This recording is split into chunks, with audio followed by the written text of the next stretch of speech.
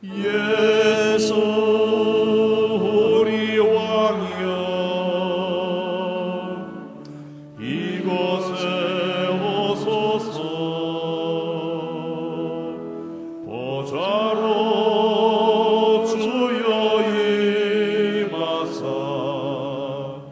찬양을 받아 주소서. 주님을 찬양하오니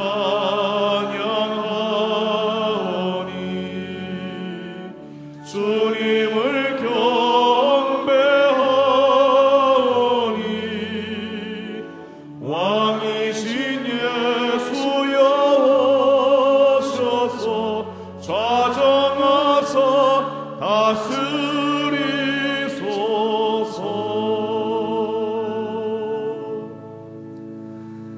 할렐루야. 큰 은혜 주실 줄 믿습니다. 잘들 나오셨습니다. 우리 서로 인사할까요? 잘 나오셨습니다. 잘 나오셨습니다. 2005년 신년 새해 첫 주일을 맞이해서 하나님 앞에 나와 신령과 진정으로 예배하는 여러분들에게 하나님의 크신 은혜와 축복이 함께 하실 줄 믿습니다. 갈대아 우르 지방에 살고 있던 아브라함에게 어느 날 하나님께서 갑자기 찾아오셔서 아브라함을 부르셨습니다. 아브라함아, 너는 너의 본토 친척 아비집을 떠나 내가 내게 지시할 땅으로 가라. 내가 너로 큰 민족을 이루고 내게 복을 주고 내 이름을 창대케 하리니 너는 복의 근원이 될지라. 너를 축복하는 자에게는 내가 복을 내리고 너를 저주하는 자에게는 내가 저주하리니 땅의 모든 족속이 너를 인하여 복을 얻을 것이니라. 그렇게 말씀을 하셨습니다.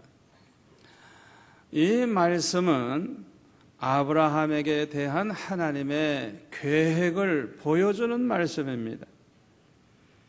우리 하나님께서 아브라함에게 찾아오셔서 이렇게 말씀하실 때는 계획을 가지고, 어떤 계획을 가지고 이렇게 찾아오신 것입니다. 아브라함에게 두 가지 특별한 계획을 가지고 계셨는데, 첫 번째 계획은 아브라함에게 복을 주시려고 하는 계획을 하나님이 가지고 계셨습니다. 아브라함의 일생을 보면 참 복을 많이 받았지만은 그렇다고 해서 어려운 일이 전혀 없었던 것은 아닙니다. 때로는 환난도 있고요, 기근도 있었어요. 그러나 그 아브라함의 일생을 자세히 들여다보면 어떤 어려움이 있었어도 마지막을 보면 마침내 하나님이 복을 주신 것을 알 수가 있어요. 아멘. 환난이 일어나도, 어려움이 일어나도 하나님의 그 계획대로 마침내 복을 받았다고 하는 사실을 우리는 성경에서 찾아볼 수 있는 것입니다. 아브라함의 자손 이스라엘 백성들이 광야에서 좀 고생을 했습니다마는 하나님께서 그들을 광야길로 인도하신 목적을 이렇게 말씀하셨어요. 신명기 8장 14절에 보니까 거기 좀 중간부터 봅니다. 여호와는 너를 애굽 땅 종되었던 집에서 이끌어내시고 너를 인도하여 그 광대하고 위험한 광야 곧 불뱀과 전갈이 있고 물이 없는 건조한 땅을 지나게 하셨으며 또 너를 위하여 물을 굳은 반석에서 내셨으며 내 열조도 알지 못하는 만나를 광야에서 내게 먹이셨나니 이는 다 너를 낮추시며 너를 시험하사 마침내 내게 복을 주려 하심이었느니라. 할렐루야. 이스라엘 백성들을 좋은 땅으로만 인도하면 얼마나 좋았겠어요. 그런데 이상하게 광야길로 인도하시는 거예요. 그런데 하나님의 목적은 다른 목적이 아니에요. 마침내 복을 주시려고, 아멘, 복을 주시려는 그런 목적을 가지고 광야길로 인도하셨다는 것입니다. 예레미야 29장 11절에 보면은 나 여호와가 말하노라 너희를 향한 나의 생각은 내가 아나니 재앙이 아니라 곧 평안이요 너희 장래에 소망을 주려 하는 생각이라. 너희는 내게 부르짖으며 와서 내게 기도하면 내가 너희를 들을 것이요 너희가 전심으로 나를 찾고 찾으면 나를 만나리라 그랬어요. 우리 하나님께서 우리를 향해서 항상 생각을 하고 계시는데 어떤 생각을 하고 계시느냐? 재앙을 내려가지고 그냥 막 어려움 당하게 하려고 그런 생각만 하고 계시는 게 아니고, 우리 하나님은 우리를 어떻게 하면 평안하게 살게 할고, 어떻게 하면 장래에 더 좋은 소망을 가지고 살게 할고, 우리 하나님께서는 우리를 향하여 어떻게 해서든지 복 주시려고 하는 생각을 가지고 계시다는 것입니다. 여러분 이 말씀을 믿으시기를 바랍니다. 얼마나 좋으신 하나님인지 몰라요. 창세기 12장 그 후반부를 가만히 보면요, 그 아브라함이 가나안 땅에 가서 여호와를 위하여 단을 쌓고 여호와의 이름을 부르면서 신앙생활 잘했어요. 그런데요, 그 당시에 남쪽에는 애굽 나라가 있는데 이 애굽 나라는 지금으로 말하면 미국과 같은 나라예요. 고대 문명의 발상지예요. 가나안 땅은 촌이라고 하면 그저 들판에서 양이나 기르는 촌이라고 하면 애굽 나라는요 문명국가예요. 그러니까 아브라함도 그런 나라에 가보고 싶고 가서 살고 싶은 마음이 있었을 거예요. 점점 남방으로 야금 남쪽으로 자꾸만 내려갔어요. 그때 하나님이 기근을 주셨어요. 흉년이 들게 하셨어요. 그러니까 먹고 살기 어려우니까 아예 그냥 애굽으로 이사가 버렸어요. 그때에 그 바로에게 아내를 빼앗기고 가정이 풍지박산되는 위기에 처해 있었죠. 그런데 하나님께서 구경만 하고 계시지 않았어요. 하나님의 은혜로 다시 사라를 돌려보내고, 그냥 사람만 돌려보내는 것이 아니라 금과 은과 소떼, 양떼, 그냥 많은 것을 줬어요. 그래서 다시 살던 가나안 땅으로 돌아올 때는 많은 금은보화와 소떼 양떼를 가지고 왔어요. 믿음이 부족해서, 아브라함이 믿음이 부족해서 그 부족한 면을 자꾸 보여주고 실수하는 것 같지만은, 그래서 하나님이 기근을 주시기도 하지만은 마침내 복을 주셨어요. 아멘. 결국에는 하나님의 계획은 그대로 이루어지는 것을 볼 수가 있어요. 창세기 12장 2절에 보면 큰 민족을 이루게 해주겠다, 또 내게 복을 주어서 그 이름을 창대케 해주겠다, 이렇게 말씀하셨는데, 오늘 보면 히브리서 6장 14절에 보니까 내가 반드시 너를 복주고 복주며 번성케 하고 번성케 하리라, 그렇게 말씀을 하셨어요. 반드시 복을 주겠다. 우리 하나님께서 아브라함에게 찾아오셔서 그를 부르실 때 이렇게 복을 주시려고 하는 계획을 가지고 불러주신 것입니다. 두 번째 계획은 하나님께서 아브라함을 통해서 영광을 받으시려고 하는 계획을 가지고 계셨습니다. 너는 복의 근원이 될지라 땅의 모든 족속이 너를 인하여 복을 얻을 것이니라. 이 말을 바꿔 말하면 너를 축복의 도구가 되게 해주겠다, 너를 축복의 통로가 되게 해주겠다고 하는 그런 말씀이에요. 다시 말하면 이 아브라함을 축복의 통로가 되게 해서 많은 사람들에게 복을 나누어 주는 자가 되게 해서 하나님이 영광을 받으시려고 하는 그런 계획이 하나님에게 있었던 것입니다. 이 아브라함의 자손 중에 아브라함의 복을 많이 받은 대표적인 인물 중에 하나가 요셉입니다. 요셉. 하나님께서 이 요셉에게 복을 주셨어요. 어디를 가든지 하나님이 함께 하셔서 요셉이 하는 일마다 범사에 형통하는 그런 복을 받았어요. 보디발의 집에 노예로 있을 때에도 이 요셉이 하는 일마다 잘 돼요. 왜? 하나님이 함께 하셔서 형통케 하시니까. 그래가지고 가정 총무가 되죠. 억울하게 누명을 쓰고 감옥에 들어갈 때도 마찬가지예요. 그냥 요셉이 하는 일마다 잘 되는 거예요. 그래서 요셉 때문에 보디발의 집이 복을 받고, 요셉 때문에 그 감옥 책임자인 전옥이 복을 받고 다 복을 받는 거예요. 창세기 39장 22절에 보니까 전옥이 옥중 죄수를 다 요셉의 손에 맡김으로 그 재반 사물을 요셉이 처리하고, 전옥은 그의 손에 맡긴 것은 무엇이든지 돌아보지 아니하였으니 이는 하나님께서 요셉과 함께 하심이라. 하나님께서 그의 범사에 형통케 하셨더라. 그래서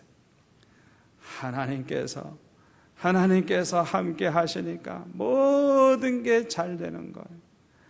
그래가지고 요셉이 보디발의 집에 있으면 보디발의 집이 복을 받아. 전옥에게 그 감옥에 있을 때는 전옥이 복을 받고 감옥에 있는 사람들이 복을 받는 거예요. 요셉이 이렇게 축복의 통로가 돼서 요셉을 통해서 복을 받은 것입니다.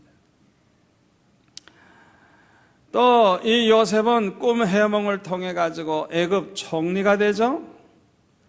이것을 보니까요, 요셉이 노예가 되고 감옥에 들어가고 환난을 이렇게 많이 당하지만은 결국에는 마침내 복을 주시려는 하나님의 계획이 이루어지는 것을 볼 수가 있는 거예요. 아멘. 어떤 어려움이 와도 걱정할 필요가 없어요. 마침내 복을 주시려고 하시는 하나님의 그 계획은 그대로 이루어집니다. 아멘. 이 요셉은 복의 근원이 되었어요. 축복의 통로가 됐어요. 보디발의 집에서는 가정 총무로서 그 집을 복받게 하고, 감옥에서는 마치 전옥 대리라도 된 것처럼 그렇게 아주 존귀한 자가 돼서 살림을 다 맡아 하면서 모든 사람들에게 복을 받게 하고, 애굽의 총리가 돼가지고 애굽 사람은 물론 가나안 사람과 전 세계인이 기근 때에 도움을 받게 하고 복을 받게 하고, 얼마나 귀하게 하나님이 써주셨는지 몰라요.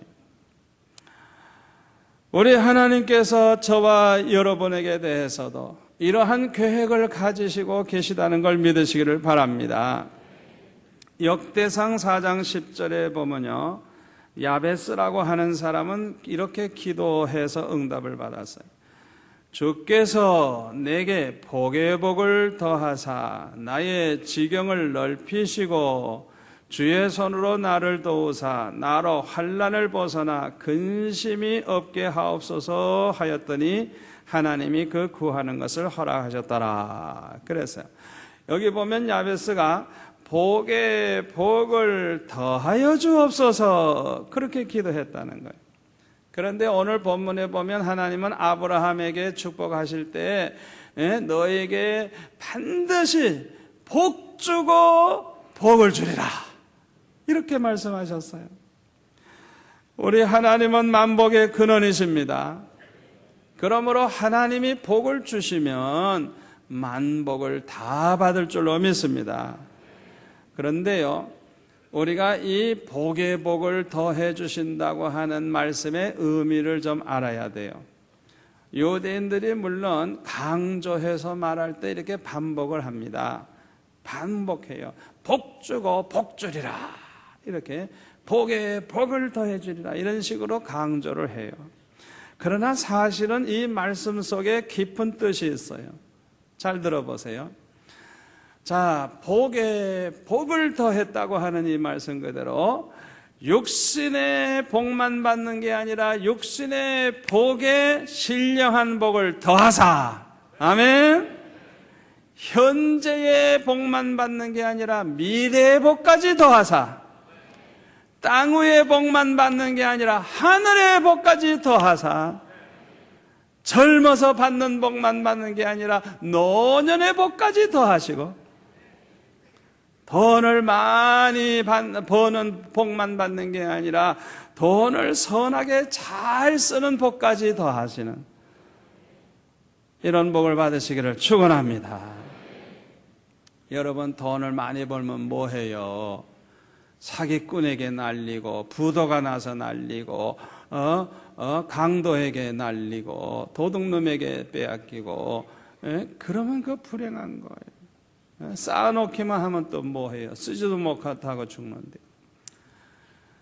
돈을 잘 버는 것도 복이지만은 돈을 아주 멋지게 잘 써가지고 하나님께 영광 돌리고 자자손 복받게 하고 많은 사람들 복받게 하는 거, 이게 더 큰 복인 줄 믿습니다. 미국 뉴욕 맨하탄에 가면 그 리버사이드 처치가 있어요. 이 교회는 미국의 대재벌 록펠러가 어머니를 기념해서 지어바친 성전이 있는 교회입니다. 그런데 이 록펠러가 어렸을 때 너무너무 가난했어요. 그런데 그 어머니가 믿음이 너무 좋아요. 기도 많이 하는 어머니예요. 그 어머니의 기도로 말미암아 이 록펠러가 믿음으로 살면서 사업의 축복을 받는데요, 얼마나 축복해 주시는지 미국의 첫째가는 부자가 되고 얼마 후에는 전 세계의 첫째가는 부자가 돼요. 그렇게 축복을 받아요. 그런데 이 록펠러는 이 세계에서 제일 돈을 많이 벌기만 한 사람이 된 게 아니에요. 지구상에서 가장 많은 돈을 나누어 준 사람이 록펠러예요. 그가 지은 성전이 수천 개가 되고요, 많은 선교사들에게 지원을 하고요, 얼마나 선하게 그 재물을 썼는지, 지금도 미국에 가보면 이 록펠러의 영향을 받은 곳이 얼마나 많은지 몰라요. 얼마나 많은지 몰라요. 나누어주는 일에 이렇게 아름답게 그는 열매를 그렇게 맺고 있는 것입니다. 감리교를 창시한 요한 웨슬레 목사님이 한참 그 역사를 일으키던 그 시절에 이런 일이 있었다 그래요. 한 번은 어느 지방에 가서 연합집회를 인도하는데요, 사람들이 얼마나 많이 모였는지 그냥 구름대와 같이 사람들이 모였대요. 그런데 첫날 설교하기를 여러분 할 수 있는 한 많은 복을 받으시오 하는 설교를 했대요. 이야, 복 받으라는 설교를 해주니까 교인들이 얼마나 좋아하는지 그냥 아멘 아멘 하면서 좋아서 난리를 치는 거예요. 이틀째 날은 더 많이 나온 거예요. 더 많이. 야, 목사님 설교 은혜롭다, 축복 받으라 그러니까 은혜롭대요. 글쎄. 그래가지고 그냥 더 많이 모였어. 더 많이. 그런데 둘째 날은 무슨 설교하는 거 하니, 여러분 할 수 있는 한 많이 저축하시오 그랬더니 아멘 아멘 하고 또 좋아하는 거예요. 저축 많이 하라 그러니까. 그래가지고 셋째 날에는 또 더 많이 모였어요. 더 많이 모였어요. 그런데 셋째 날 뭐라고 설교하는 거 하니, 여러분 여러분의 것을 줄 수 있는 한 되도록이면 많이 주십시오 이랬더니, 글쎄 세 번째 날 이런 설교를 했더니 그냥 양조장을 해가지고 술장사에서 돈을 많이 번 그 양조장 주인의 얼굴 색깔이 갑자기 변하더래요. 그러더니 그 설교 듣다가 나가버리더래. 그리고 여기저기서 몇 사람이 좀 이렇게 나가는 사람이 있더래요. 되도록이면 많이 주라고 했더니 그 설교는 안 받는 거예요. 그래가지고 삐져가지고 나가는 거예요. 여러분, 이 사람들은요, 아브라함의 자손도 아니고요, 아브라함의 복을 받은 사람들이 아니에요. 그걸 아셔야 돼요. 여러분, 이 아브라함의 자손이 받는 아브라함의 복이 뭔 줄 압니까? 자기만 복을 많이 받는 게 아브라함의 복이 아니에요. 복의 근원이 되리라. 모든 족속이 너를 인하여 복을 받으리라. 이게 아브라함의 복입니다. 아브라함의 복이 그거예요. 나만 부자 되고 나만 잘 살고 그게 아브라함의 복이 아니에요. 내가 축복의 통로가 돼서, 내가 축복의 근원이 돼서, 나 때문에 많은 사람들이 잘 살고, 나 때문에 복 받고, 나 때문에 성공하고, 나 때문에 잘 되고, 나 때문에 행복을 얻고, 그런 사람들이 많을수록 그 사람은 아브라함의 복을 많이 받은 사람인 것입니다. 아멘. 오늘 본문에 보니까요, 하나님이 아브라함에게 약속하실 때에 가리켜 맹세할 자가 자기보다 더 큰 이가 없으므로 자기를 가리켜 맹세하여 가라사대 내가 반드시 너를 복주고 복주며 너를 번성케 하고 번성케 하리라 하셨더니 저가 이같이 오래 참아 약속을 받았느니라 그랬어요. 오래 참았다는 말이 나와요. 우리 하나님은 전지전능하실 뿐만 아니라 절대 주권을 가지고 계신 하나님이십니다. 뿐만 아니라 우리 하나님은 신실하신 하나님이십니다. 어제나 오늘이나 영원토록 동일하신 하나님이십니다. 오늘 보면 18절에 나오는 말씀대로 거짓말은 절대 못하시는 하나님이십니다. 한 번 약속하신 것은 반드시 지키시는 하나님이십니다. 그러므로 하나님의 약속은 반드시 이루어집니다. 그런데요, 어떤 약속은요 빨리 이루어지는데 어떤 약속은 왜 그렇게 더디게 이루어지는지, 아브라함과 같은 경우에는 네 자손이 하늘의 별과 같이 많아진다고 해놓고도 25년 동안은 깜깜 무소식이에요. 무소식. 그래가지고 100세나 돼가지고 이삭을 낳잖아요. 그 하나님의 약속이 어떤 때는 왜 그렇게 더딘지, 좀 빨리 약속이 이루어지면 얼마나 좋겠어요. 그런데 그렇게 더딜 때가 있어요. 그런데 아브라함은 하나님의 약속이 더디 이루어짐에도 불구하고 오래 참고 기다리면서 기어코 하나님의 그 약속대로 다 받았다는 거예요. 아멘. 오래 기다리는 믿음이 있어서요. 끝까지 참고 기다리는 이 믿음이 얼마나 귀한 믿음인지 몰라요. 이스라엘 백성들 중에 그 광야에서 있었던 이스라엘 백성들 보면 참 믿음이 없어요. 사람들이 아주 악해요. 그리고 조급해요. 조급해. 조그만 어려운 일이 있어도요 막 성질을 내고 막 그냥 말로 행동으로 얼마나 원망불평하고 난리를 치는지. 그래가지고 그 사람들은 가나안 땅에 하나도 못 들어가잖아요. 하나님이 마침내 복을 주시기 위해서 지금 광야길을 인도하고 계시는데 그걸 기다리지를 못하는 거예요. 참고 기다리지를 못하는 거예요. 여러분, 금년에도 여러분 가정에, 여러분 직장에, 사업에 좀 어려움이 있어도 조급하게 행동하지 마시기를 바랍니다.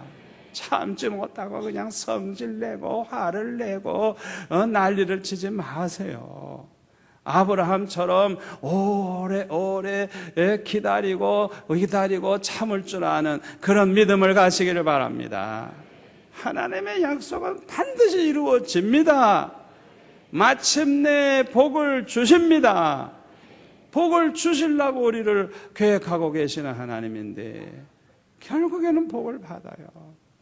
그러니까 좀 그때까지 좀 오래 걸리더라도 조급하게 굴지 말고 잘 참고 기다리시면서 아브라함처럼 기어코 그 하나님의 약속대로 이루어지는 걸 눈으로 보는 저와 여러분이 되시기를 축원합니다. 로마서 4장 17절에 보면 아브라함에게 하신 말씀 중에 이런 말씀이 있어요. 내가 너를 많은 민족의 조상으로 세웠다 하신과 같으니 그의 믿은 바 하나님, 아브라함의 믿은 바 하나님은 죽은 자를 살리시며 없는 것을 있는 것 같이 부르시는 이시니라. 아브라함이 바랄 수 없는 중에 바라고 믿었으니 이는 내 후손이 같으리라 하신 말씀대로 많은 민족의 조상이 되게 하려 하심을 인함이라. 그가 100세나 되어 자기 몸에 죽은 것 같음과 사라의 태에 죽은 것 같음을 알고도 믿음이 약하여지지 아니하고 믿음이 없어 하나님의 약속을 의심치 않고 믿음에 견고하여져서 하나님께 영광을 돌리며 약속하신 그것을 또한 능히 이루실 줄을 확신하였으니 그러므로 이것을 저에게 의로 여기셨느니라. 아멘. 이것이 바로 아브라함이 믿음의 조상이 될 수 있었던 비결인 것입니다. 아무리 불가능해 보여도, 아무리 믿을 수 없는 상황이 벌어진다고 할지라도 그는 끝까지 하나님의 약속을 믿는 믿음을 가지고 끝까지 오래 참고 끝까지 기다리고, 그래서 기어코 100세의 아들을 낳은 거예요. 여러분들은 얼마나 인내하며 오래 참을 수 있습니까? 아무쪼록 하나님을 끝까지 믿으시기를 바랍니다. 하나님의 약속을 끝까지 믿으시기를 바랍니다. 아무리 의심이 생겨도, 아무리 불가능해 보여도, 아무리 믿을 수 없는 상황이 벌어진다고 할지라도 하나님의 약속은 그대로 이루어진다, 그렇게 믿음의 말을 하시고 끝까지 참고 승리하셔서 기어코 복을 받으시기를 축원합니다. 갈라디아서 3장 29절에 보면 노해가 그리스도께 속한 자면 곧 아브라함의 자손이요 약속대로 유업을 이을 자니라 그랬어요. 예수 그리스도를 믿음으로 구원받은 그리스도인들, 그리스도께 속한 사람들은 다 아브라함의 자손이래요. 그래서 그 아브라함에게 약속한 그 모든 유업을 우리가 이어갈 자래요. 여러분 그렇게 믿습니까? 저와 여러분은 그렇다고 하면 하나님의 계획 속에 있는 하나님의 자녀들입니다. 저와 여러분은 하나님께서 복을 주시려는 계획을 가지고 계시고 저와 여러분을 통해서 영광 받으시려는 계획을 가지고 계시다는 걸 믿으시기를 바랍니다. 우리 하나님께서는요, 이사야 43장 7절에 보니까 내가 내 영광을 위하여 창조한 자라 그래요. 하나님의 영광을 위해서 하나님이 창조하셨다는 거예요. 구별된 사람들이에요. 이것은 우리의 사명을 보여주는 거예요. 하나님께서는 우리를 복의 근원이 되게 하시고 축복의 통로가 되게 하셔서 우리를 통해서 영광 받으시려고 하는 계획을 가지고 계시는 것입니다. 저와 여러분이 복을 받아도 되고 안 받아도 되는 게 아니에요. 하나님께 영광을 돌려도 되고 안 해도 되는 게 아니에요. 복의 근원이 돼도 되고 안 돼도 되는 게 아니에요. 우리의 사명이에요. 하나님의 뜻입니다. 하나님의 계획입니다. 아멘. 그러므로 우리 성도들은 나 자신만 많은 복을 받으려고 하는 생각을 해서는 안 돼요. 나를 통해서 많은 사람, 되도록이면 많은 사람들이 복을 받게 해야 됩니다. 우리가 복의 근원이 돼야 돼요. 우리가 복덩어리가 돼야 돼요. 축복의 통로가 돼야 됩니다. 예수 믿는 처녀들은요, 시집 가면요, 자기 가정만 잘 되고 가정만 복 받는 게 아니라 시집이 그냥 전체가 다 축복을 받아서 그 가문이 일어나는 그런 복을 받아야 됩니다. 예수 믿는 청년이 취직을 하면 자기만 잘 되는 게 아니라 그 청년 때문에 그 직장이 번창하고 잘 돼야 할 줄 믿습니다. 누구든지 예수 믿는 저와 여러분을 만난 사람들은 다 복을 받게 되어야 할 줄로 믿습니다. 이렇게 되면요, 이 세상은 복음화됩니다. 그리고 하나님이 영광을 받으시게 될 것입니다. 아무쪼록 금년 한 해는 전지전능하신 하나님, 절대 주권을 가지신 하나님께서 저와 여러분에게 복을 주시고 복을 주셔서 은혜 충만하시고 무병강건하시고 백배의 물질의 복을 받아서 많은 사람들에게 복을 나누어 주면서 복의 근원, 축복의 통로가 되시기를 축원합니다. 기도하겠습니다. 아버지 하나님 감사합니다. 금년 한 해를 이 말씀 붙잡고 살게 하여 주시어서 어떤 어려움이 와도 낙심하지 말게 하시고 조급하게 굴지 않게 하시고 오래오래 참고 견디는 가운데 기어코 하나님의 계획대로 축복을 받고 하나님의 계획대로 하나님 앞에 영광 돌리는 저희들 되게 하여 주옵소서. 예수님의 이름으로 기도하옵나이다. 아멘.